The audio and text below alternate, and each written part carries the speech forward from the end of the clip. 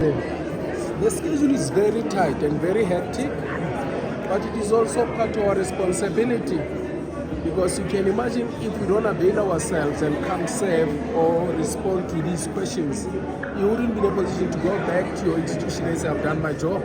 So we're also trying to help you facilitate your own obligations, but it's quite tight, very difficult. But we have to go, and it's a responsibility of every professional to see to it that your media obligations have to be met. Even though, in the process of trying to meet them, there are moments where you feel, no, but now it's too much and I need some time to go back and prepare. So we're trying to strike a good balance. Also, Egypt is not an easy terrain, but you are an experienced club. Surely you will use your experience going into the second leg. I think beyond experience is what we experienced in Morocco and also in Egypt against Al Ahly. There's something that we felt that you could not see. Courage. Let's see. Courage. The team got to another level of courage, which I think if we can remember what took us through Al Ahly and also in Morocco, we can come back and we have enough quality. All we need to do is to respect the game, look at what we did over the weekend, where it needs to be improved, and where we need to put more effort just to clarify and bring forth what we are known for. But we need a lot of courage. It's not going to be easy.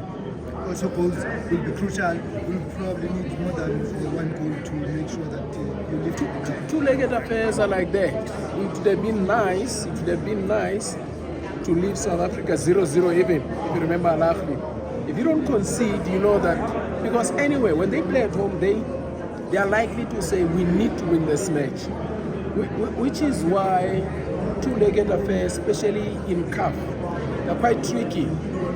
Tricky in the sense, when you play at home, logic dictates that you must take the initiative.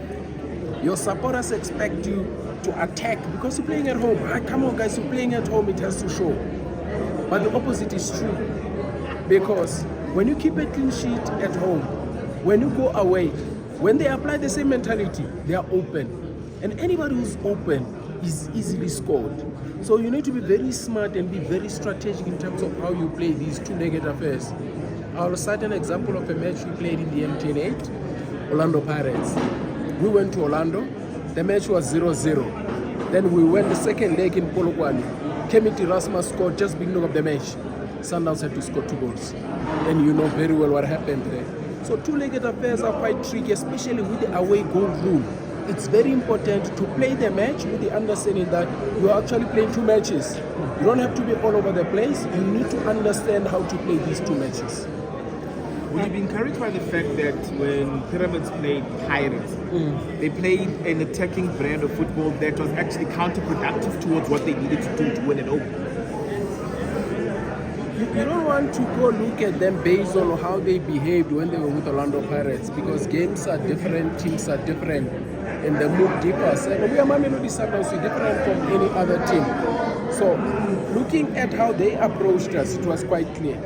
And we just have to develop some level of anticipate how then they're going to approach you at home. But you have to acknowledge the fact that they are highly scoring. They score a lot of goals, but our defense also is quite very tight. We defend properly.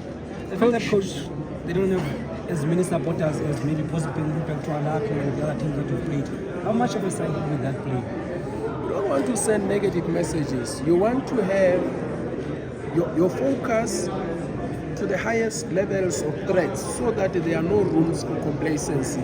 So we have to go there and we're playing away. It's 1-1. We need to do business. The last match of the cup final, in a two-legged affair, you're playing away. You gotta win it. Coach, I know you're going to say it's winning, but besides that, what keeps you guys motivated and driven to push the boundaries, to raise your level? I mean, you're going into uncharted territories now with the Club World Cup and possibly winning a second star for the club. What besides winning keeps you guys at the forefront of South Africa? Selflessness and understanding that you don't represent yourself. You're representing the people who are your principals, you're representing your supporters, you're representing a lot of people, and we're going to go out there and represent Africa. When you know that you're doing something for yourself, you measure it according to your level of satisfaction. But when you know that you're doing it on behalf of others, you don't know their level of satisfaction. And the demands of people are different because of the numbers. So we have to give our best at all times. And at Mamelodi Sundowns, they have a motto that we never get tired of winning. If you listen to the players and everybody, they never get tired of winning. You should never get tired of winning because your job is to continue to inspire and inspire and inspire. And we're at that level. How can we get tired for being at a privileged position to improve people's lives? That's what we are at the Sundowns, and we embrace it. Maybe the fact that we embrace it, we make it look easy. There are certain people who carry their problems and they make it look so easy. Ask for them. You'll be the first one to say, no, this is too heavy for me. Maybe just because we carry it with elegance, looks like it is easy. No, it's not easy. Not just because we carry it with elegance. It's a heavy responsibility.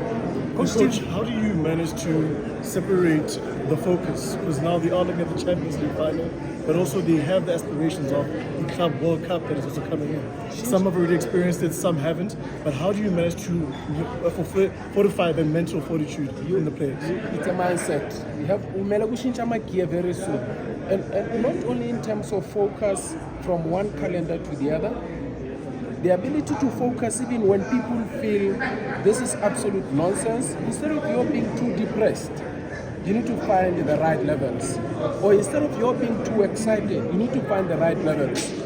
And that is only mastered by presence of mind. So you need to know exactly where am I at now? What is it that is required? Okay, we just drew a match. We should have won the match. We could have won the match. There was an expectation we're playing at home. Okay, neither too low. Or you win a match, neither too high. I achieved the objective, onto the next one. Because the bottom of one mountain is the top of the other. And the top of one mountain is also the bottom of even the highest. So you never get satisfied. Coach Steve, there were a lot of noise in the first leg about Tambazwana not playing. Any chance of him featuring in the second leg? We'll work on that. We only started training today, and match is deep as we said. And it's not the first time Shishi did not play.